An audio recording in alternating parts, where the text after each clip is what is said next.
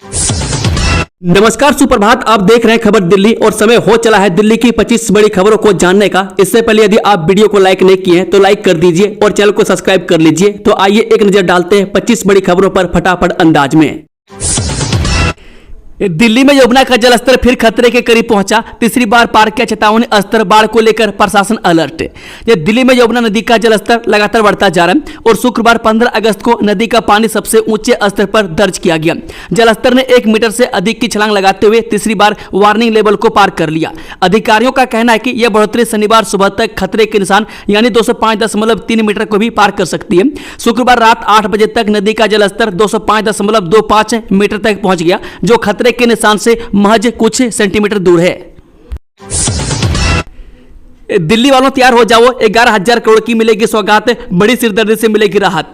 जब प्रधानमंत्री मोदी रविवार 17 अगस्त 2025 को राष्ट्रीय राजधानी क्षेत्र में लगभग 11,000 करोड़ रुपए की 2 महत्वपूर्ण राष्ट्रीय राजमार्ग परियोजनाओं का उद्घाटन करेंगे।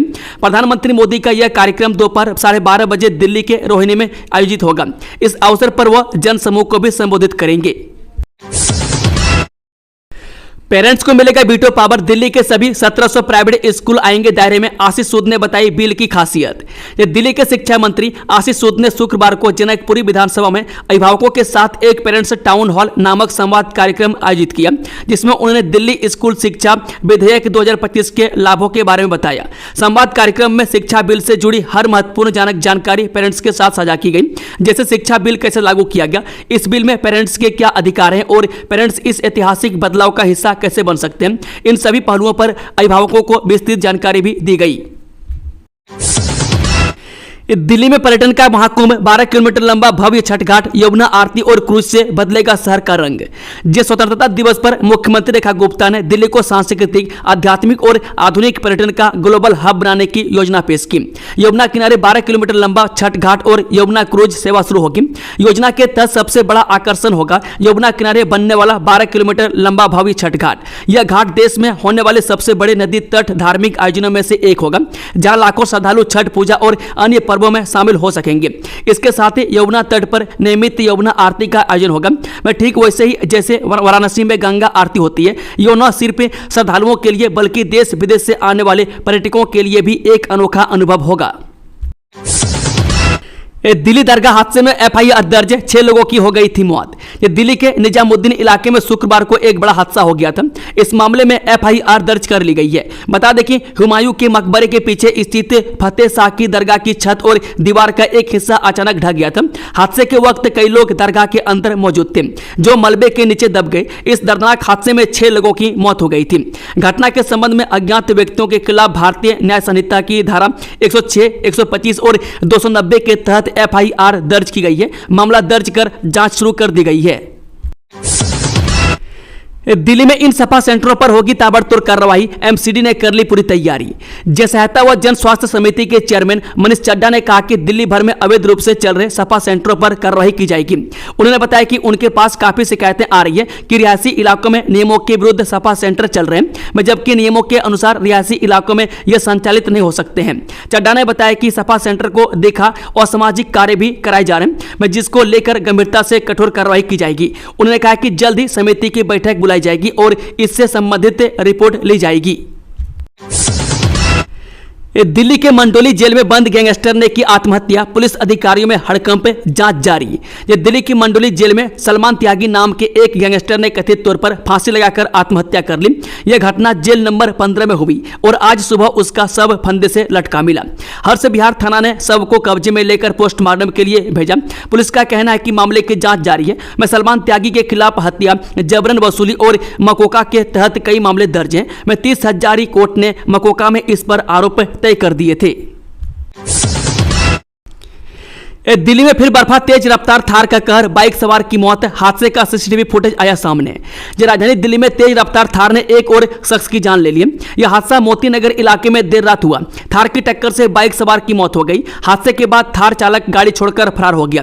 पुलिस आरोपी चालक की तलाश कर रही है। मृतक की पहचान बेजू साहू के तौर पर हुई है। वह यूपी के गोंडा का रहने वाला था। जानकारी के मुताबिक राजधानी दिल्ली के मोती नगर इलाकों में बेजू साहू किसी से मिलने के लिए आया था। उनकी बाइक एक ट्रक के पीछे थी। इसी बीच पीछे से आ रही तेज रफ्तार थार उनकी बाइक में टक्कर मारते हुए ट्रक से जा भिड़ी। थार की रफ्तार कितनी तेज रही होगी इसका अंदाजा इसी बात से लगाया जा सकता है कि बाइक के परकच्चे उड़ गए। इतना ही नहीं, ट्रक के पीछे पिछले हिस्से से टकराने के बाद थार भी पूरी तरह से क्षतिग्रस्त हो गई। दिल्ली में फिर बारिश के आसार, 22 अगस्त तक पड़ती रहेंगी फुहारें। एनसीआर पर भी अपडेट। राष्ट्रीय राजधानी दिल्ली के साथ ही एनसीआर में हल्की बारिश और बादलों वाला मौसम बना रहेगा। दिल्ली एनसीआर में रुक रुक कर पड़ने वाली फुहारों के कारण अधिकतम और न्यूनतम तापमान सामान्य से कम रहने का अनुमान है। दिल्ली में इस हफ्ते अधिकतम तापमान 32 से 35 डिग्री सेल्सियस के आसपास रिकॉर्ड किए जाने का अनुमान है। एक दिन पहले शुक्रवार को दिल्ली के कई इलाकों में हल्की से मध्यम बारिश हुई। इससे लोगों को उमस से राहत मिली।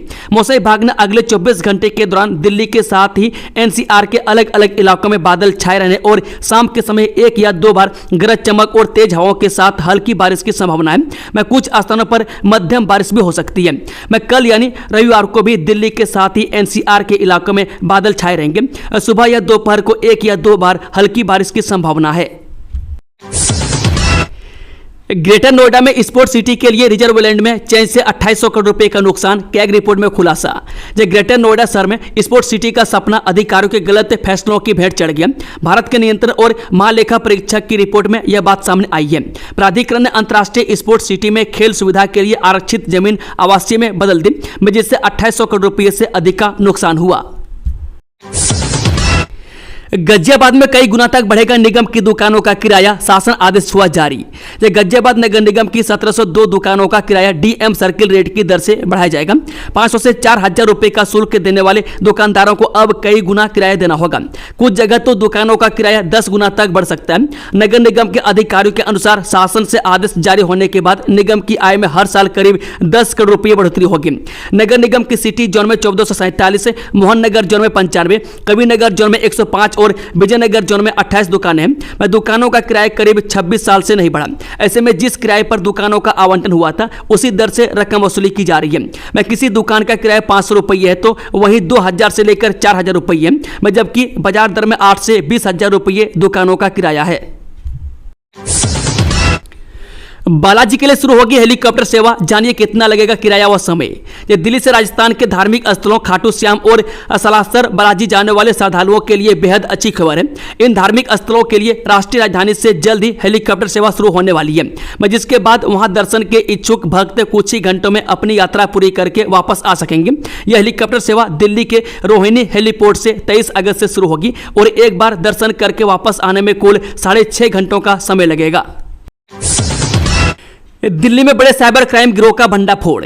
ये दिल्ली पुलिस की स्पेशल सेल की IFSO यूनिट ने कॉल सेंटर के जरिए खास बैंक के क्रेडिट कार्ड यूजर्स को निशाना बनाने वाले एक बड़े साइबर क्राइम गिरोह का भंडाफोड़ किया है। 6 महीने लंबे चले ऑपरेशन के बाद पुलिस ने इस अपराध में हर स्तर पर शामिल कुल 18 आरोपियों को धर दबोचा।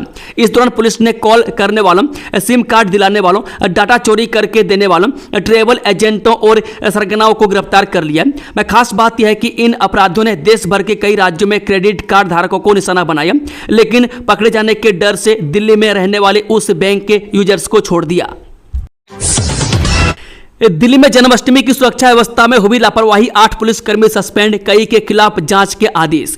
ये दिल्ली से इस वक्त की बड़ी खबर सामने आ रही है। दिल्ली में जन्माष्टमी की सुरक्षा व्यवस्था और अरेंजमेंट में भारी लापरवाही की वजह से पुलिसकर्मियों पर गाज गिरी है। 8 पुलिसकर्मियों को सस्पेंड कर दिया गया है और कई पुलिसकर्मियों के खिलाफ जांच के आदेश दिए गए हैं। पुलिस के मुताबिक पुलिस कमिश्नर आउटर नॉर्थ जिले के स्थित इस्कॉन मंदिर की सुरक्षा का जायजा लेने पहुंचे थे। कई पुलिसकर्मी अपनी ड्यूटी पोस्ट से नदारद मिले, जिसके बाद विभाग कार्रवाई शुरू की गई। सीबीएसई ने आंसर शीट को लेकर लिया बड़ा फैसला, शैक्षणिक सत्र 2025-26 से नया नियम लागू। केंद्रीय माध्यमिक शिक्षा बोर्ड यानी कि सीबीएसई ने बोर्ड परीक्षाओं की उत्तर पुस्तिकाओं को बस 1 वर्ष तक रखने का निर्णय लिया। बोर्ड अधिकारियों के मुताबिक अब किसी भी वार्षिक परीक्षा की बची हुई उत्तर पुस्तिकाएं सिर्फ 1 वर्ष तक ही रखी जाएंगी और निर्धारित अवधि पूरी होने पर उन्हें नष्ट कर दिया जाएगा। यह व्यवस्था शैक्षणिक सत्र 2025-26 की बोर्ड परीक्षाओं से लागू होगी। राष्ट्रपति मुर्मू ने अमृत उद्यान में शामिल गार्डन का किया उद्घाटन, जाने वो 3 नए गार्डन कौन से हैं। राष्ट्रपति भवन स्थित अमृत उद्यान में 3 और नए गार्डन जुड़ गए। राष्ट्रपति द्रौपदी मुर्मू ने अमृत उद्यान में शनिवार को प्लूमेरिया गार्डन, बरगद ग्रोव और बेबलिंग ब्रुक का उद्घाटन किया। राष्ट्रपति भवन के social media platform president of India के एक्स अकाउंट पर दी गई जानकारी के अनुसार ये तीनों उद्यान आम जन के लिए 14 सितंबर तक खुले रहेंगे। करोड़ों की हवेली बनी श्री कृष्ण धाम, हर कोने में राधा कृष्ण और गीता, देखे फोटो। जब भगवान श्री कृष्ण के भक्तों की कमी दुनिया में कहीं नहीं है, लेकिन दिल्ली के द्वारका में रहने वाले एक भक्त की भक्ति सबसे निराली है। उन्होंने अपने घर को इस तरह सजाया कि चारों ओर सिर्फ गीता, महाभारत और भगवान श्री कृष्ण की झलक नजर आती है। घर का हर कोना मानो भक्ति और आस्था से सराबोर हो गया हो। तिहाड़ जेल में बड़ा फेरबदल, 3 सुपरिटेंडेंट के साथ 18 अफसरों का हुआ तबादला। दिल्ली के तिहाड़ जेल में एक बार फिर बड़ा बदलाव किया गया। में जेल प्रशासन ने 3 सुपरिटेंडेंट सहित कुल 18 अफसरों को इधर से उधर कर दिया। इनमें जेल नंबर 8 के वो 6 अधिकारी भी शामिल हैं जिन पर हाल ही में कैदियों से मिली भगत के आरोप लगे थे। इन्हें अब अलग अलग जेलों में भेजा गया है। सूत्रों के मुताबिक सुपरिटेंडेंट ओम प्रकाश निमोरिया को जेल नंबर 2 से हटाकर मुख्यालय भेजा गया है। वहीं मुख्यालय में तैनात प्रमोद कुमार गुप्ता को जेल नंबर 3 की जिम्मेदारी दी गई है। इसके अलावा जेल नंबर 3 के पवन कुमार को जेल नंबर 2 का सुपरिटेंडेंट बनाया गया। मैं साथ ही 3 असिस्टेंट सुपरिटेंडेंट और 3 वार्डन को भी तबादला कर दिया गया। मैं जेल नंबर 5 के एक वार्डन को लामपुर डिटेंशन सेंटर भेजा गया। मुख्यालय में तैनात 7 कर्मचारियों में से 5 को जेल नंबर 8 और बाकी 2 को जेल नंबर 5 में लगाया गया है। पुलिसकर्मी की पिस्तौल चोरी करने वाले 3 आरोपी गिरफ्तार। जब मॉडल टाउन स्थित दिल्ली पुलिस के अधिकारियों की रियासी कॉलोनी स्थित अपराध शाखा में तैनात एसआई के घर से सरकारी पिस्तौल और अन्य सामान चोरी करने वाले 3 आरोपियों को दिल्ली पुलिस की अपराध शाखा ने गिरफ्तार कर लिया। आरोपी संदीप, अनमोल और सुनील के पास से सरकारी पिस्तौल बरामद कर ली है। आरोपियों को कोर्ट में पेश कर जेल भेज दिया गया, जबकि पुलिस पिस्तौल चोरी करने वाले मुख्य आरोपी दीपक कुमार की तलाश कर रही है। दिल्ली का तीसरा रिंग रोड तैयार, प्रधानमंत्री करेंगे उद्घाटन। एनसीआर में सफर करना होगा आसान। दिल्ली एनसीआर में ट्रैफिक व्यवस्था को बेहतर बनाने के लिए वर्षों पहले अर्बन एक्सटेंशन रोड तैयार करने का फैसला लिया गया था। अब दिल्ली अर्बन एक्सटेंशन रोड 2 बनकर तैयार हो गया है। National highway authority of India द्वारा तैयार इस अर्बन एक्सटेंशन रोड 2 का उद्घाटन 17 अगस्त यानी रविवार को प्रधानमंत्री मोदी द्वारा किया जाएगा। इस परियोजना को दिल्ली का तीसरा रिंग रोड भी कहा जा रहा है। रोहिणी सेक्टर 37 के समीप से गुजर रहे इस एक्सटेंशन रोड के चालू होने से यहां से द्वारका, आईजीआई एयरपोर्ट, सोनीपत, बहादुरगढ़, हरियाणा और पंजाब की तरफ जाने में सहूलियत होगी। पता चल गई दिल्ली दरगाह हादसे के पीछे की वजह, प्रत्यक्षदर्शियों ने बताया आखिर क्या हुआ था। दिल्ली के निजामुद्दीन स्थित दरगाह शरीफ पत्ते वाली में कमरों की छत और दीवार गिरने से 6 लोगों की मौत हो गई, वहीं 5 लोग घायल हैं। घायलों का एम्स ट्रॉमा सेंटर और लोकनायक अस्पताल में इलाज चल रहा है। वहीं मृतकों का भी पोस्टमार्टम होना बाकी है। मृतकों के बारे में अभी तक यह पता नहीं चल सका है कि वह कहां के रहने वाले थे, लेकिन इस बात की पुष्टि हुई है कि वह निजामुद्दीन के रहने वाले नहीं थे। ये लोग दरगाह पर जियारत के लिए आए थे और वहां रुके हुए थे। वहीं घटनास्थल पर हादसे के समय पहुंचने वाले मोहम्मद उमहर ने बताया कि दीवार और छत गिरने की जो दुखद घटना हुई उसके लिए एएसआई जिम्मेदार है। इसी ने उसकी मरम्मत के लिए परमिशन नहीं दी, जिसकी वजह से यह हादसा हुआ। कई बार दरगाह कमेटी ने मरम्मत कराने का प्रयास किया, लेकिन परमिशन नहीं दी गई। बिना परमिशन जब भी उन्होंने काम शुरू किया तो एएसआई वाले शिकायत कर देते थे, जिसकी वजह से काम रोक दिया जाता था। इससे मरम्मत का काम नहीं हो पाया। बारिश की वजह से ही छत और दीवार कमजोर हुई। काफी पुराना स्ट्रक्चर था, इस वजह से वह गिर गया।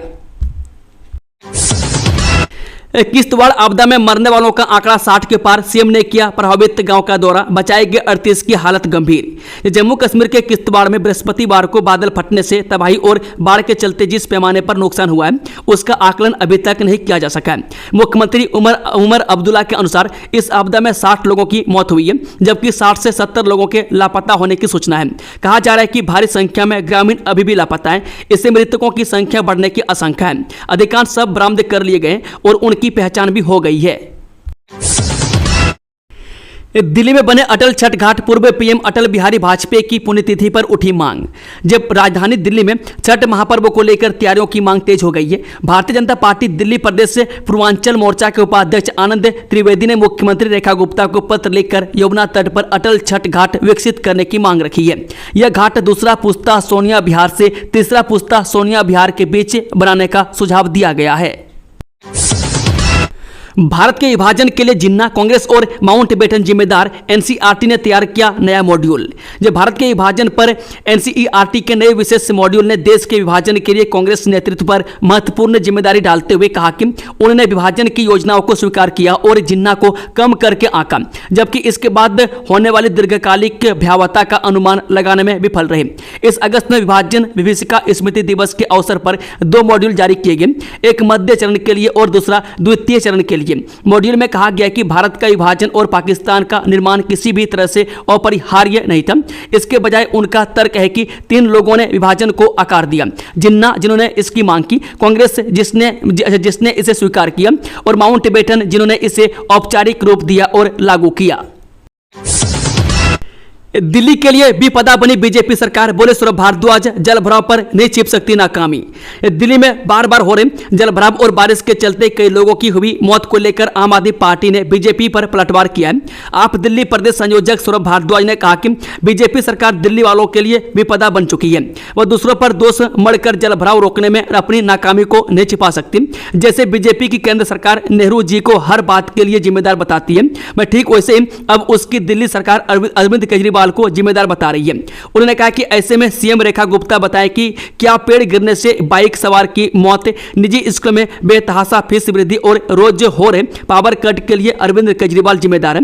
बीजेपी ने डिसिल्टिंग के तमाम दावे किए। इसके बाद भी दिल्ली बार बार डूब रही है और अब तक 2 दर्जन लोगों की जान जा चुकी है। दोस्तों, खबरों का सिलसिला समाप्त होता है। अगर जानकारी पसंद आई हो तो वीडियो को लाइक, शेयर, चैनल को सब्सक्राइब जरूर कर लें। Thank you, all the best. जय हिंद, जय भारत, वंदे मातरम।